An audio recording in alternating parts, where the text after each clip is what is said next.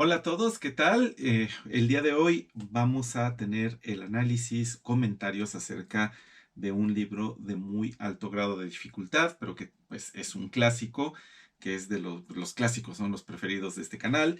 Es un libro sobre pues un autor que yo he venido leyendo mucho últimamente, ya me estoy volviendo experto en él, es Virgilio, Publio Virgilio Marón, que pues para muchos es el mejor poeta de todos los tiempos. Obviamente pues ha habido tantos poetas en la historia, pues que es muy discutido quién es el mejor, pero muchos les dirán que el mejor poeta de todos los tiempos es Virgilio. Eh, y bueno, pues es un poeta del cual se sabe sorprendentemente poco. Hay muchas leyendas acerca de él, pero los hechos seguros acerca de la vida de Virgilio son relativamente pocos. Y las obras que él escribió también son muy poquitas, ¿eh? Lo que pasa es que él era un obsesivo perfeccionista y pues por eso escribió poco. Pero lo poco que escribió son verdaderas obras maestras. Sus obras principales son tres. Son las bucólicas, que escribió alrededor de más o menos cuando él tenía como 28 años y se tardó 3 años en escribirlas. Las bucólicas son unos poemas muy cortitos, que es básicamente lo que vamos a hablar hoy. Son 10 pequeñas piezas poéticas que pues son cantos idealizados a la vida de los pastores. De hecho, bucólico significa aquello que es relativo a los boyeros, a las personas que cuidan al ganado, especialmente al ganado mayor, pero que son pues, las vacas, los toros, pero también al ganado menor, como los chivos, bueno, las cabras y los borregos. Eh, es una visión muy idealizada de la vida campirana, donde pues el pastor mientras cuida sus ovejas va cantando versos y esos versos los va acompañando por el sonido de la flauta, que pues una flauta especial que se llama caramillo. Pues es una obra que a pesar de que es una obra de la transición entre la juventud y la madurez de Virgilio, los 28 años de edad, pues es una obra que se considera prácticamente perfecta. Sin embargo, hay una obra que se considera todavía mejor que las bucólicas, que es la siguiente que él escribió, que son las geórgicas. Las geórgicas, esas se tardó 7 años en escribirlas Virgilio. Las geórgicas es un poema didáctico, es un poema de enseñanza, pero al mismo tiempo de disfrute, que habla acerca de la agricultura, que nos enseña cómo la vida del agricultor es una vida de trabajo muy difícil, pero también de trabajo muy digno, de trabajo muy admirable, y Virgilio inmortalizó digamos que las actividades de la agricultura a través de este poema, que muchas de las cosas que enseña estarán ya rebasadas, pero la manera tan poética en la que escribió las geórgicas lo hace un poema inmortal que los críticos especializados coinciden en decir que las geórgicas son mejores que las bucólicas. Eh, bueno, y a pesar de que ambos poemas se consideran prácticamente perfectos, o sea, bueno, finalmente ya saben, Virgilio es, como lo dije hace rato, considerado el mejor poeta de todos los tiempos por muchas personas. Pero después de las geórgicas viene la obra cumbre de Virgilio, que es la Eneida, que ya la leí. Yo recomendaría que la Eneida, si van a leer todo Virgilio, la Eneida la dejen para el final, ¿eh? Pero bueno, pues yo cometí la imprudencia de leerlas, de ser la primera obra que yo leí de Virgilio. Finalmente pues, fue posible que yo terminara ese libro, aunque fue una carrera de resistencia, pero fue posible que yo lo terminara, pues por todo ese bagaje cultural que yo tengo acerca de cultura grecolatina. Entonces, bueno, pude hacerlo, pero me costó mucho trabajo. Ahorita yo la dejaría para el final y así se los recomiendo a ustedes. La Eneida, así como las bucólicas, se tardó 3 años en completarlas, las geórgicas se tardó 7 años, la Eneida se tardó 11 y se piensa bueno, de hecho las dejó no incompletas, pero sí sin la revisión final, en la cual se hubiera tardado, se piensa, alrededor de 3 años más. Entonces, la Eneida era una obra como para 14 años de trabajo y la muerte sorprendió a Virgilio mientras regresaba de un viaje por Grecia pues ya no pudo terminarla, se tardó 11 años. Bueno, ese es un pequeño antecedente de las bucólicas. Ahora, ¿cómo les recomiendo yo que lean las bucólicas? Les recomendaría que fuera la primera obra de Virgilio. En este libro Eh, a ver, ahorita les digo cómo leer las bucólicas. Primero tengo que decirles algo que ya se me estaba olvidando. La obra de Virgilio, la obra completa, es relativamente breve. En 2 libros cabe, que es el caso en Biblioteca Clásica Gredos. Está el libro en Biblioteca Clásica Gredos que se lo dedican a la Eneida, que la Eneida esa se la pueden conseguir en cualquier lado, en cualquier editorial.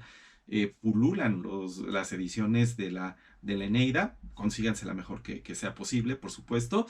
Y aparte de la Eneida, se consiguen por lo general las bucólicas y las geórgicas juntas. Generalmente vienen en el mismo libro, o a veces incluso llegan a venir con la Eneida, pero lo más común, hasta donde yo recuerdo, o hasta donde yo he visto, es que vengan separadas. La Eneida por un lado, geórgicas y bucólicas por el otro. Pero antes de escribir su primera obra de perfección, de las 3 que escribió ya en su etapa principal, que son las bucólicas, antes de esa vienen obras que esas sí son verdaderamente de la primera juventud de Virgilio, que ya mostraba ahí un inmenso talento. Esas obras son obras muy cortas, obras consideradas menores, que vienen todas recopiladas desde la antigüedad en un mismo libro, al que por costumbre, por tradición, se le llama el apéndice virgiliano. Entonces, si alguna vez han escuchado acerca de un libro que se llama el apéndice virgiliano, bueno, es simplemente eso. Las primeras obras de Virgilio, compiladas en un solo conjunto. Y que son obras muy discutidas, porque finalmente hay algunas de las cuales se tiene prácticamente la certeza, entre las que vienen en el apéndice virgiliano, hay algunas de que se tiene la certeza que sí son de Virgilio.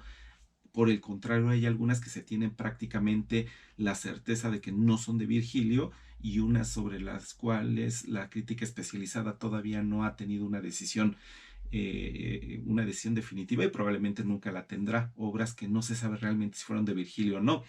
Hay unas que son bien fáciles de juzgar. Por ejemplo, hay una obra que es prácticamente de una sola hoja, que se llama ¿Qué novedad es esta? Es un poema rarísimo, es un poema muy obsceno, que bueno, si finalmente uno como adulto lo lees, y lo primero que te causa es pasmo. No, ¿a poco esto es de Virgilio? Pues resulta que lo más probable por mucho es que no sea de Virgilio, pero lees una de obscenidades que para una persona que es de corte liberal como yo, pues no tengo mayor problema, pero pues piénsenlo si le quieren entrar, qué novedad es esta, se van a carcajear mucho. Y el pasmo, el quedar pasmados por lo que están leyendo, va también a tener cabida por ahí. Empieza con un librito, el apéndice virgiliano, que se llama Las Imprecaciones. Después viene una obra que se llama Lidia, otra obra que se llama El Mosquito, que esa también es rarísima. El Mosquito es una obra, un poema, que habla acerca de un pastor que está durmiendo la siesta y de repente llega una serpiente, que las serpientes se pintan como malvadas.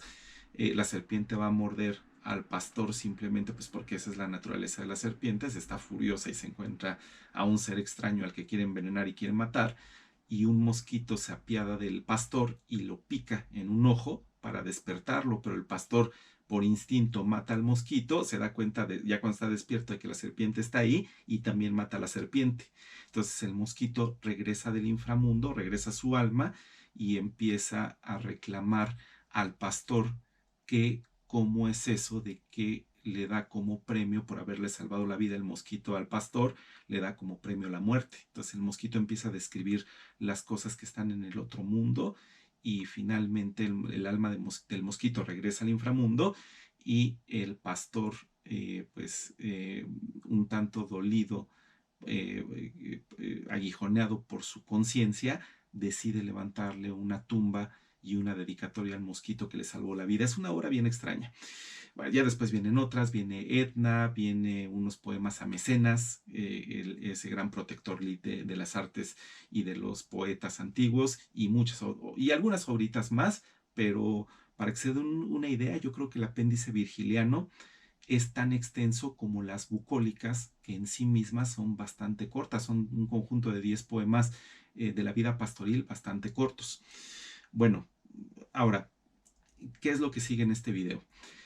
A ver, de una vez les aviso, entendí bastante del libro. Aquí no es como, no quisiera decir que Only Books es el mejor canal de libros de BookTube, o sea, de la parte de libros especializada de YouTube, pero híjole, es que luego veo las críticas que hacen otros booktubers de los libros y prácticamente son críticas que te dicen, el libro está muy bonito, me gustó mucho, los personajes son muy profundos, la acción es muy intensa, y el escritor sabe describir muy bien los ambientes y los paisajes y por eso amo este libro. A ver, eso no es una crítica, eso no es una crítica de un libro. Para hacer una crítica de un libro, tú tienes que demostrar comprensión, debes demostrar fluidez, debes demostrar un dominio sobre lo que leíste a muchos niveles, tienes que entender el contexto que viene por detrás del libro, tienes que saber leer el libro entre líneas.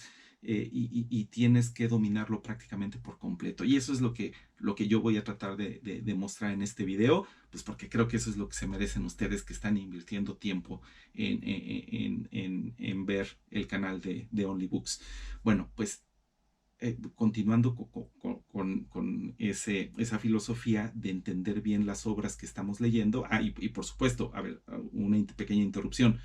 Tú tienes también que demostrar como un crítico de BookTube quién eras tú antes de leer el libro y explicar en qué te cambió, porque como siempre lo digo, una obra maestra, bueno, incluso un libro actual, modesto, que no sea una obra maestra, pero con mayor razón los clásicos, te cambian. O sea, y esto ya lo he dicho varias veces, la persona que tú eras al empezar a leer un clásico, o un libro en general, con mayor razón un clásico, no es la misma persona que está terminando de leer el libro, que lo termina de leer porque el clásico te cambió, te hizo pensar, te desafió, te clarificó los conceptos, incluso te generó nuevas dudas y es por eso que la persona que tú eres al final no es la misma persona que comenzó el libro. Y eso también lo tienes que demostrar si estás haciendo una crítica de BookTube que valga la pena. O sea, como les digo, no es nada más de decir, es casi como una crítica estudiantil muy chafa a veces los videos de BookTube.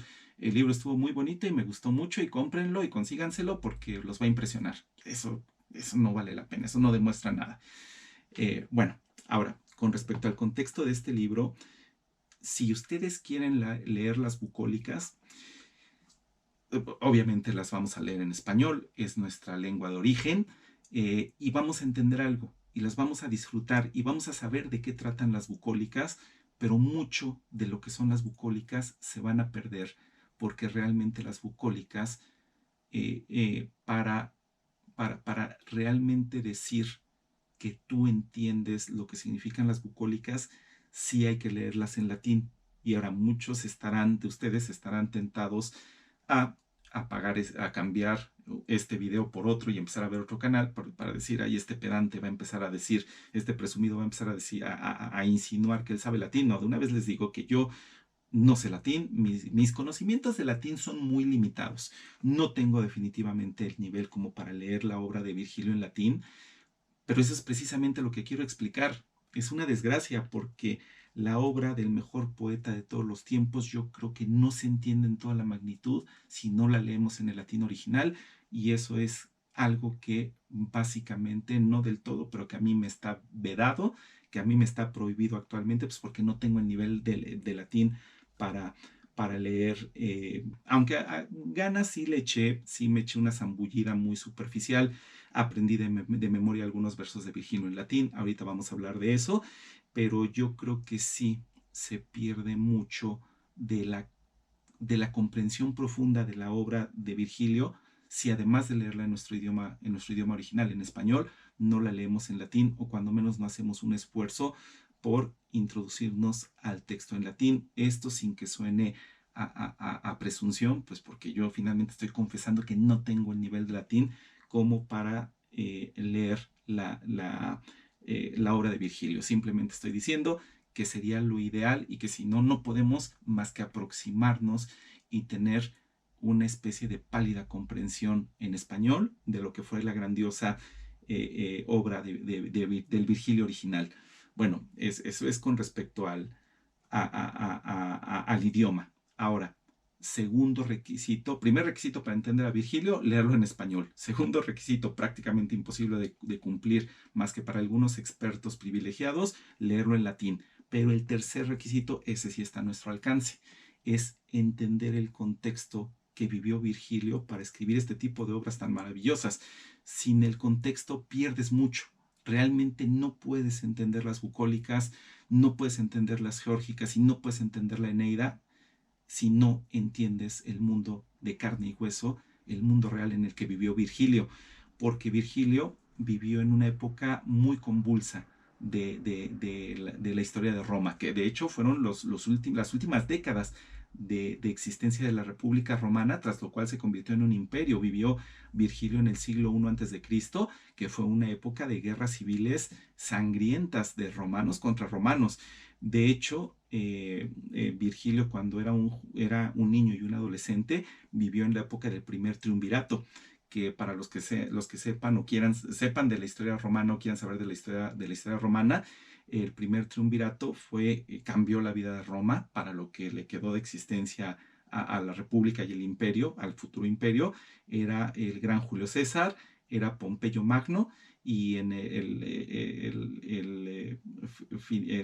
digamos, el miembro final de este triunvirato era el ciudadano más rico, el más acaudalado de Roma, que era Craso. Bueno, ellos estaban repartiendo el poder en Roma, pero finalmente había sospechas por una parte de los senadores romanos de que Julio César quería volverse rey y quería apropiarse de todo el poder en Roma. Y los romanos habían tenido muy malas experiencias con los reyes algunos siglos antes. Entonces hubo una conspiración donde a algunos romanos muy importantes, como por ejemplo Marco Junio Bruto, el famoso Bruto que asesinó a César, y me parece que se llama Longino, me parece que se llamaba Cayo Casio Longino, conspiraron con un grupo de senadores y en los idus de marzo, o sea, precisamente a la mitad de marzo, el 15 de marzo, del año, a ver, perdónenme si no recuerdo todos los detalles. Tengo buena memoria para esto, pero mi memoria no es perfecta. Me parece que fue en el 44 a.C., fue que asesinaron a Julio César en los idus de marzo, y ahí estalló una nueva guerra civil. El primer triunvirato ya hacía tiempo que se había roto, ya Pompeyo había muerto y se creó un segundo triunvirato, que ya es, digamos que el segundo triunvirato le tocó a Virgilio experimentar las consecuencias de las decisiones de ese de segundo triunvirato. Le tocó más experimentarla a Virgilio en su vida adulta. A él, el segundo triunvirato era el famoso Octavio, que después se iba a convertir en el primer emperador de Roma, que cambió su nombre por Augusto, que fue un magnífico gobernante, fue un estadista, que cambió a Roma para siempre. Ojalá todos los emperadores hubieran sido como Augusto. Estaba también en el segundo triunvirato Marco Antonio, el famosísimo Marco Antonio, acuérdense de Cleopatra, y también otro personaje llamado Lépido. Obviamente, pues Marco Antonio y Octavio fueron los más importantes, y la guerra estalló cuando asesinaron a Julio César.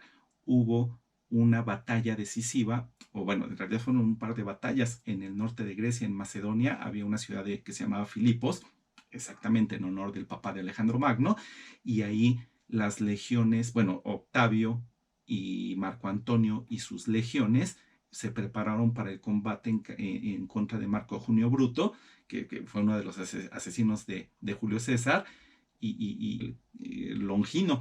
Fue una batalla bastante extraña porque Longino se suicidó. De hecho, le pidió a uno de sus ayudantes, a un liberto que se llamaba Píndaro, me parece, no el poeta, sino otro Píndaro, que vivió mucho tiempo después del poeta, lo mató con su espada.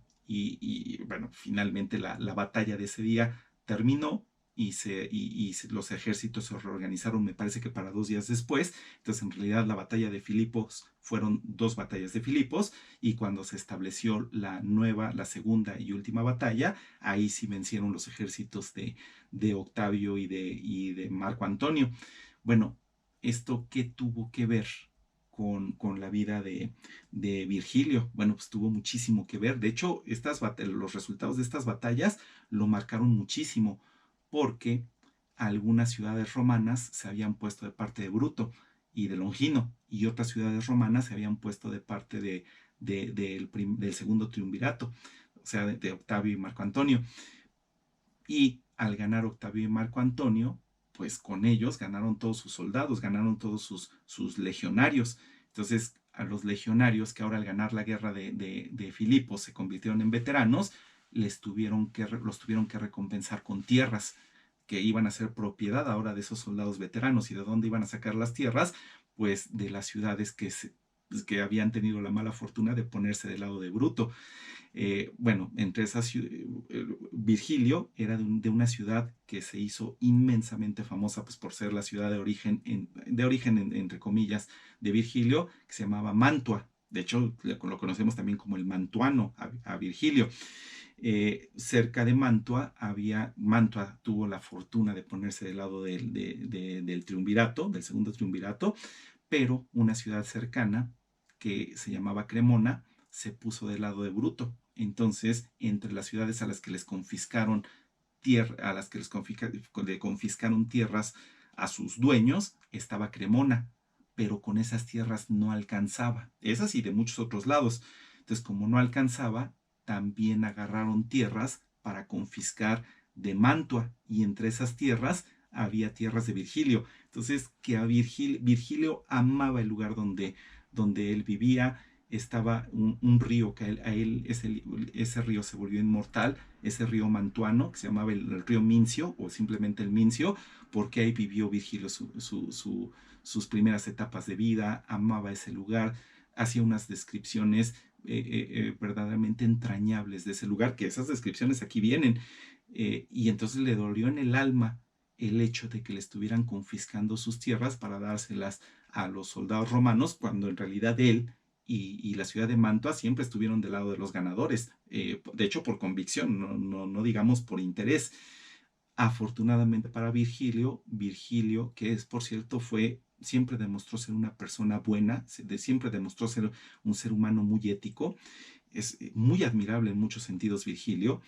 Este poeta, eh, ya se empezaba a ser famoso. Él tenía una habilidad verdaderamente extraña para la poesía. Era un poeta bastante lento. Él componía muy lento, pero sus obras eran de una perfección como para considerarlo el mejor poeta de todos los tiempos. Entonces, al ser un poeta tan extraordinario, se empezó a dar a conocer, y empezó a conocer a gente muy importante. Entre ellos, tres políticos que le cambiaron la vida. Uno de ellos se llamaba Asinio Polión, otro se llamaba Cornelio Galo y otro se llamaba Alfeno Galo. Asinio Polión, Alfeno Galo Asinio Polión, Alfeno Varo y Cornelio Galo. Bien, ahí está mi memoria. Y estos tres, en tiempos más o menos distintos, pero muy cercanos entre sí, fueron hombres de Marco Antonio y hombres de Octavio, que eran los que tenían que decidir qué tierras se confiscaban. Entonces sucede que ellos también eran poetas, y Virgilio era amigo muy cercano de los tres. Entonces Virgilio empezó a tener la esperanza de que a lo mejor no le iban a confiscar sus tierras. Fue algo bastante difícil. Primero Alfeno Varo como que se las iba a confiscar, como que después no, a pesar de que eran muy amigos, y Virgilio mantuvo esa amistad hasta el final. Después Alfeno Varo tuvo otras cosas que hacer, tuvo otros mandatos por parte del triunvirato, y así se fueron rolando estos tres personajes la tarea de la confiscación de tierras. Y al final Virgilio, aunque fue muy difícil, aunque estuvo a punto de perder sus propiedades, pudo conservar sus propiedades en Mantua, y eso lo hizo inmensamente feliz. Y todo este trauma tan tremendo esa pesadilla de la posibilidad de perder sus tierras, de que fueran confiscadas y cedidas a veteranos de las legiones de las batallas, de la batalla de Filipos, eso traumó muchísimo a Virgilio, y todo ese trauma y toda esa tensión se refleja mucho en las bucólicas. Entonces, si no entendemos el contexto de las bucólicas, tampoco vamos a entender las bucólicas. Miren, es un libro, Las bucólicas, que no se parece tanto a la Eneida, porque la Eneida es mucho más compleja, mucho más larga, es un poema épico, este es un poema pastoril, pero sí no tiene esa complejidad, es bastante cortita, a lo mejor hasta en un día o 2 días uno se puede echar las bucólicas completas, pero sí son bastante difíciles de leer. Hay muchas referencias a la historia romana, muchas referencias a la mitología romana y a la mitología griega. Eh, hay muchas referencias escondidas al contexto que estaba viviendo Virgilio, entonces sí pueden leer las bucólicas a diferentes niveles. Si se quedan por encimita y no les importan las notas explicativas y el prólogo, léanlo, lean las bucólicas, las van a aprovechar, aunque sí son de un gusto un poquito diferente para el lector actual, ¿eh? O sea, a lo mejor antes eran una delicia instintiva, pero hoy en día mi teoría, mi hipótesis, es que para que te gusten las bucólicas de Virgilio, no es algo que te guste de manera tan instintiva, es algo que tienes que aprender a que te guste. Entonces ahí está, tengan en cuenta esta advertencia tan importante. Sí necesitas cumplir con muchos requisitos para entenderle a las bucólicas. Y ahora vamos a entrarle un poquito a la estructura de los 10 de los 10 poemas de las bucólicas. Aquí viene una parte que va a ser un poquito difícil para mí, porque pues tengo que hacerles algunas citas. A ver, por ejemplo, en la primera bucólica, la bucólica número 1, se supone que hay dos pastores, uno que se llama Melibeo y otro que se llama Títiro. Títiro es, digamos, que el que está representando al propio Virgilio. Títiro es Virgilio. Entonces llega Melibeo y Melibeo encuentra al pastor Títiro, que está recostado bajo un árbol, disfrutando de la sombra con sus ovejas y con su ganado alrededor, y está tocando la flauta y está cantando a su amada Amarilis.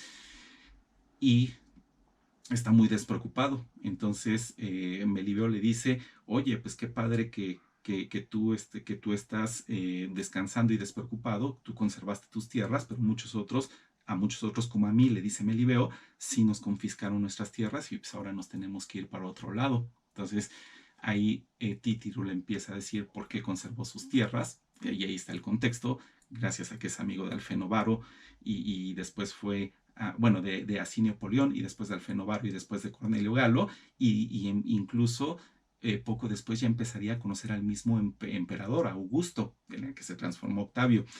Eh, bueno, pues ya terminan de conversar, es realmente una conversación poética muy, muy cortita, y al final le dice Títiro a Melibeo, bueno, pues si te tienes que ir, mira que ya se está haciendo de noche, ya se está ocultando el sol, quédate aquí conmigo, aquí tengo algo de comer, vamos a pasar la noche platicando juntos y ya después nos podremos despedir para siempre.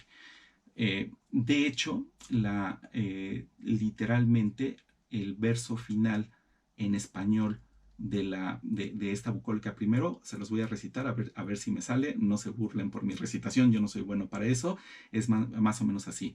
Sin embargo, podrías descansar aquí conmigo esta noche bajo las verdes hojas. Tenemos frutas maduras, castañas tiernas y abundante queso, y ya a lo lejos humean los tejados de los caseríos y las sombras descienden cada vez mayores de los altos montes. Eso me encantó y por eso fue que lo memoricé. Ahora, yo pensé que a ustedes, bueno, supuse que a ustedes les gustaría, aunque sea una probadita de cómo se oye las bucólicas en latín. Entonces ahorita este versito que les acabo de recitar en español, se los voy a recitar en latín. Acuérdense lo mismo que he dicho en otros videos, no soy un experto en latín. Mi recitación va a ser muy deficiente, pero pues va a ser un poquito mejor que nada. A ver si me sale. Es hic tamen hanc mecum poteras requiescere noctem fronde superviridi, sunt nobis mitia poma, castaneae moles et presicopia lacti, etiam summa proculvilarum, culmina fumant, mayores que cadunt, altis emantibus umbrae. Esa es la recitación en latín y es exactamente lo que dije hace ratito. Es una maravilla, o sea, a lo mejor no se puede apreciar la belleza en plenitud de la recitación en un latín tan terrible como el mío, pero cuando menos pueda dar un poquito de lucecitas acerca de lo que era el latín original, y cuando menos la idea, esa sí se las transmite muy bien la traducción al español. De hecho, yo pensaba memorizar el primer verso, porque luego me gusta mucho memorizar las introducciones de los libros para sentirlos un poco más míos, pero cuando llegué al final de la bucólica número uno, dije, no, pues que voy a memorizar el principio, voy a memorizar el final. Así que el principio de la bucólica número uno, pues no lo memoricé en latín, pero sí lo memoricé más o menos en español. Es algo así como lo que sigue. A ver, lo voy a recitar en español a ver si me sale. Títiro, recostado tú bajo la fronda de una extendida haya, ensayas pastoriles aires con tenue caramillo. Nosotros abandonamos los lindes patrios y nuestros dulces campos. De la patria huimos. Tú, despreocupado a la sombra, enseñas a las selvas a repetir el nombre de tu hermosa Amarilis. Bueno, por cierto, Amarilis no era exactamente la amada literalmente de Títiro, o en este caso de Virgilio. Eran aquellos políticos, era la representación de esos políticos que le permitieron a Virgilio conservar sus tierras. Entonces, como pueden ver, si no tienen el contexto, no se entiende. No se entienden las bucólicas en toda su expresión. Bueno, espero que hasta ahorita lo que llevamos les vaya gustando mucho. O cuando menos un poquito, o les esté dando ciertas luces como para que ustedes mismos entiendan con mayor profundidad las bucólicas. Ahora, después de la bucólica número uno, hay muchas otras cosas que resaltar de este libro tan curioso. Por ejemplo, está la bucólica número cuatro, que yo creo que tiene algunos de los fragmentos literarios más influyentes de toda la historia de la humanidad, porque finalmente Virgilio aunque era un pagano, fue adoptado por el cristianismo como un poeta de una posición destacada. Pues nada más acuérdense de la Divina Comedia, que pues, es una obra literaria plenamente cristiana de Dante Alighieri, y el lugar tan destacado que tiene en ella Virgilio. Ahora, ¿por qué Virgilio fue un poeta tan consentido, el poeta más consentido, el pagano más consentido del cristianismo? Bueno, pues en primer lugar porque era una persona de buen corazón, era una persona ética, era una persona honesta. Por ejemplo, cuando sus amigos políticos caían en desgracia, él no los abandonaba. Incluso cuando habían caído en desgracia con respecto al mismo emperador, Virgilio hasta cierto punto los apoyaba. Bueno, eso primero. Y también fue adoptado por el cristianismo por culpa de la cuarta bucólica, que tiene una cosa bien extraña, realmente muy extraña, ¿eh? La cuarta bucólica habla acerca de una virgen que en algún momento está próxima a llegar, y esa virgen, bueno, pues va a traer de nuevo a la tierra la justicia y la paz.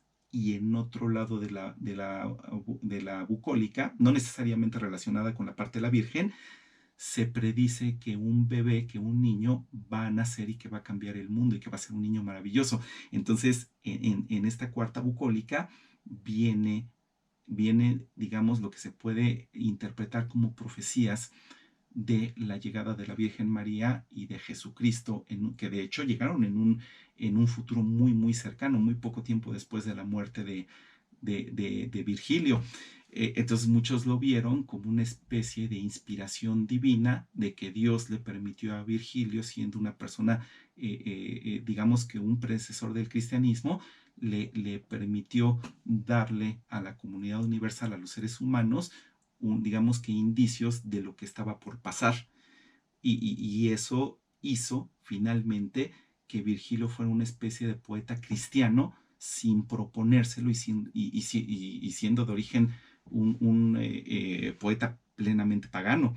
Entonces, les recomiendo mucho que la cuarta bucólica la lean con mucha atención, porque pues cambió una parte de la historia, la cuarta bucólica. De hecho, ustedes también se preguntarán, ¿y a qué se refiere con la Virgen y a qué se refiere realmente con el niño? Bueno, la parte de la Virgen sí está más o menos clara. Se refiere a la diosa romana de la justicia, que se supone que en la época del dios Saturno, cuando los hombres vivían bajo Crono en la literatura griega, en la mitología griega, los seres humanos vivíamos en la perfección, no teníamos que esforzarnos por comer porque la tierra nos daba todo directamente. Pero después vino la edad de hierro, la edad de Júpiter, y los seres humanos nos volvimos malos, y pues como una especie de castigo ahora sí teníamos que arar la tierra, que practicar la agricultura, y éramos tan injustos que la diosa de la justicia decidió irse. pero ya que Augusto, Octavio, estaba rigiendo estaba próximo por regir los destinos del Imperio Romano, pues las cosas iban a cambiar, íbamos a entrar en una nueva edad de oro y entonces esa diosa de la justicia, que era una virgen, por cierto, iba a regresar a la tierra. Se refiere a eso. En cambio, la parte del niño, la que se interpreta como la profecía de que Jesucristo va a venir por primera vez al mundo, esa sí es mucho más discutida.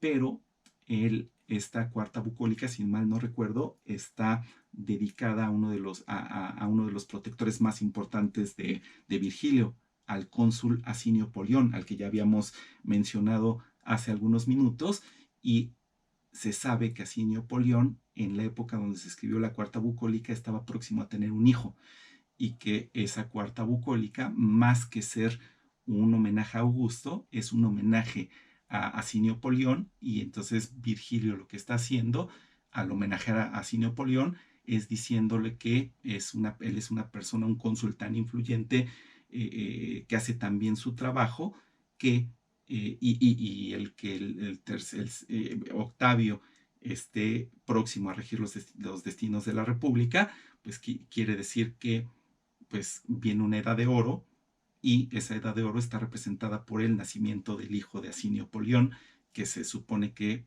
para muchos y que no interpretan a la cuarta bucólica como el advenimiento de Cristo, es simplemente el nacimiento del nuevo hijo del cónsul. Y así es como se explica la cuarta bucólica.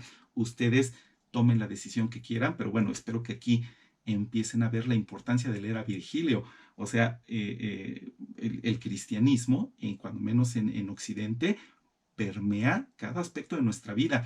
Y, y la historia del cristianismo, pues que tenemos que saber si queremos entender el mundo en el que vivimos, en parte no lo podemos entender plenamente si no entendemos si no comprendemos este tipo de peculiaridades de la historia de la literatura y de la historia misma. Bueno, pues ahí tenemos la cuarta bucólica, aunque pues todavía tenemos algunas cosas más. De hecho, una cosa que se me está olvidando decirles es que no hay duda de que la cuarta bucólica está dirigida a Asinio Polión, al cónsul. El mismo inicio de la bucólica lo dice, también me lo sé de memoria, a ver si no se me traba la lengua. Es algo así como: musas sicilianas, elevemos un poco nuestro canto. No a todos agradan las arboledas y los humildes tamarindos. Si cantamos las selvas, sean las selvas dignas de un cónsul. Entonces, ahí sin duda,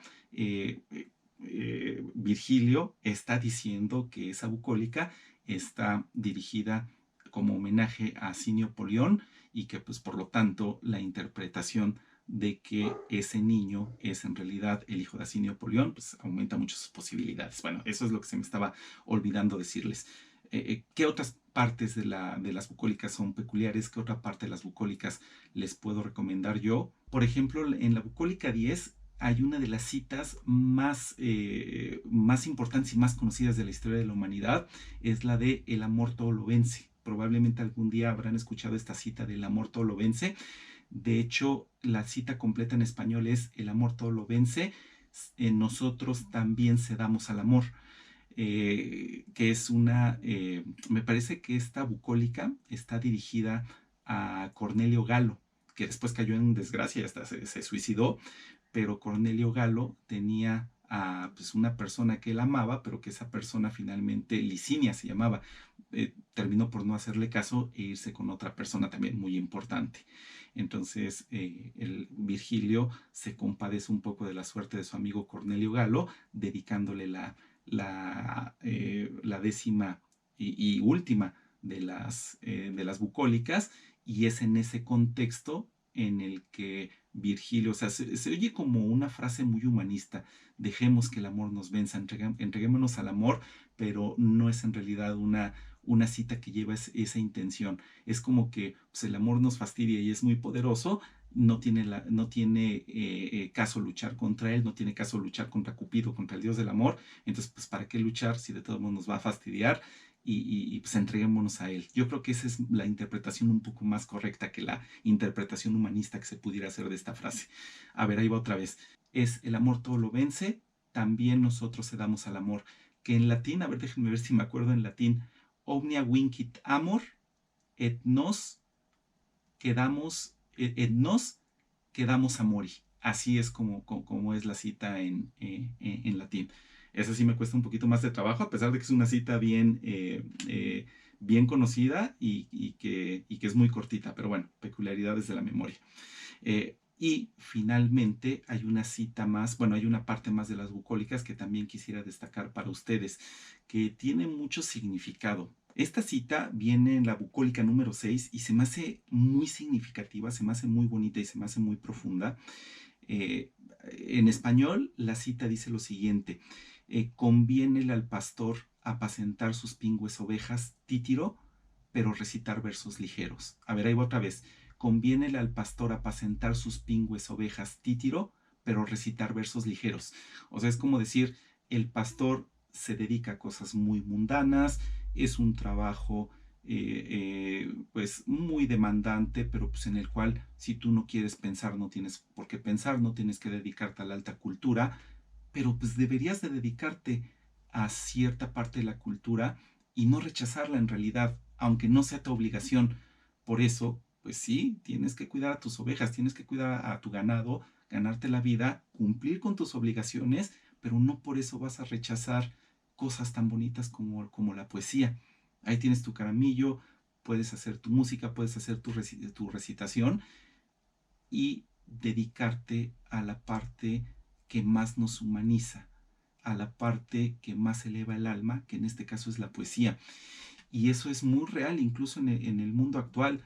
Por ejemplo, luego cuando yo me voy en el transporte público, yo veo a las personas, y ustedes no me dejarán mentir, que, por ejemplo, agarran un lugar en el transporte público y lo primero que hacen es dormirse, y si no se duermen, pues su segunda afición favorita es oír música, o se ponen a ver su Facebook, o se ponen a hablar, a mandar mensajes por WhatsApp, pero realmente es increíble cómo una época donde la cultura la tenemos al alcance de la mano todo el tiempo, la alta cultura, la baja cultura, lo que nosotros queramos, lo que más nos acomode, lo que más disfrutemos, podríamos disfrutar de la cultura, está ahí, nos va a gustar, y nosotros preferimos solamente apacentar a nuestras ovejas, pero rechazamos los versos ligeros. Y vean, desde ese entonces viene la recomendación y ya pasaron 2000 años y seguimos sin hacerle caso.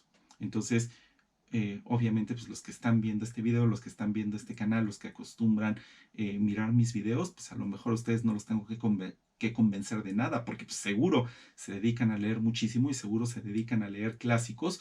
No estoy diciendo que las personas que se dedican a leer los clásicos sean por alguna razón superiores a los que no lo hacen, pero los clásicos te ayudan a descubrirte a ti mismo, y es muy cierto que el primer deber de una persona es conocerse a sí mismo, pues para darse el destino que más te conviene y no nada más andar siguiendo el destino por donde él te quiera llevar.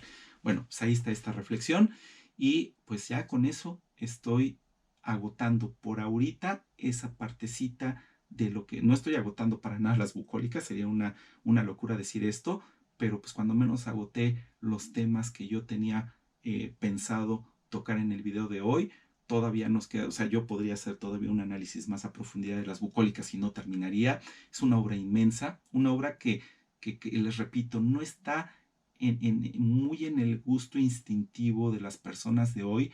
Las bucólicas no es algo que les vaya a gustar, sino algo que ustedes tienen que aprender a que les guste y tienen que aceptar. Es un poquito, a ver, fíjense, a ver si la metáfora no es muy prosaica. Es un poquito como las aceitunas. A los niños las aceitunas les parecen horribles, pero una vez que aprendes a degustarlas, te parecen un manjar exquisito. O sea, las aceitunas son cosas horribles que no le gustan al ser humano en general por instinto, pero que vale la pena probarlas hasta que te gusten, porque una vez que te gustan son deliciosas. Así es la poesía de Virgilio. La poesía de Virgilio es como las aceitunas. Bueno, pues, pero este no es el final, porque todavía nos falta el análisis de las geórgicas, que es un poema que todo el mundo considera superior a las bucólicas. Es muy peculiar, ¿eh? Ya lo terminé de leer, pero pues tengo que preparar el video y todavía tenemos de algo muy interesante, el video que seguiría también, que es el video del apéndice virgiliano y de las obras que lo componen. Pero por hoy fue agotador. Fue un video bastante demandante, tuve que pensar muchísimo, tuve que forzar al máximo mi memoria, pero pues yo espero que haya valido la pena y espero haberlos desafiado lo suficiente, espero haberlos obligado a reflexionar y sus propias reflexiones, obliguenme a reflexionar a mí, pongan sus comentarios aquí en la sección, que ya saben cuál es, y yo espero que si no han leído la obra de Virgilio, se animen a hacerlo. El orden que yo les recomiendo es, eh, cómprense una edición anotada, una edición con prólogo, léanse el prólogo, lean mucha mitología griega, mucha historia de Grecia, lean las anotaciones y ahora sí, después de eso, agárrense las bucólicas, después las geórgicas, después el apéndice virgiliano y después la Eneida. Ahora, si no quieren entrarle a tanta profundidad y quieren leer a Virgilio en el orden que ustedes quieran, con la profundidad que ustedes quieran, háganlo. El caso es que leamos a Virgilio y entendamos un poco más la influencia que ese gran poeta tuvo en el mundo en el que estamos viviendo y que gracias a la comprensión de esa influencia nos conozcamos también mejor a nosotros mismos. Llegamos al final del video. Muchísimas gracias. Yo soy Roberto. Nos vemos muy pronto.